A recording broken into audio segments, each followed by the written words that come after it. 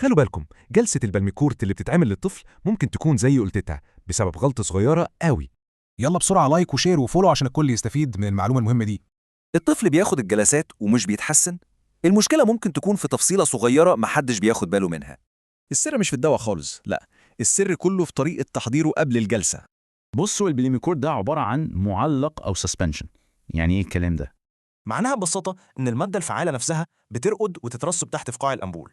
يعني من غير ما يترج، اللي بيطلع في البخار ده كأنه مياه والطفل مش بيستفيد أي حاجة. والمادة الفعالة كلها بتفضل تحت في الأنبول، يعني الجرعة الصح ضاعت. لكن لما ندرجه كويس قوي الدواء بيتوزع صح والجرعة بتوصل كاملة ومظبوطة. يبقى الطريقة الصح إيه؟ لازم الأنبول يترج كويس جدا قبل ما يتفتح على طول. طيب في نقطة تانية مهمة قوي، لو الأنبول ما خلصش كله نعمل إيه في الباقي؟ الجزء اللي باقي صالح للاستخدام لمدة 12 ساعة بس من وقت ما اتفتح. وبعد ال 12 ساعة دول الباقي لازم يترمي، ولازم الأنبولات تتشال في الظرف بتاعها بعيد عن النور. ودي الجرعات المعتادة، لكن طبعا لازم الدكتور هو اللي يحدد الجرعة بالظبط. ده يخلينا نفكر، يا ترى في كام غلطة تانية زي دي بنعملها مع أدوية مختلفة؟ ما تنسوش اللايك والشير والفولو، معلومة زي دي ممكن تفرق في صحة الطفل.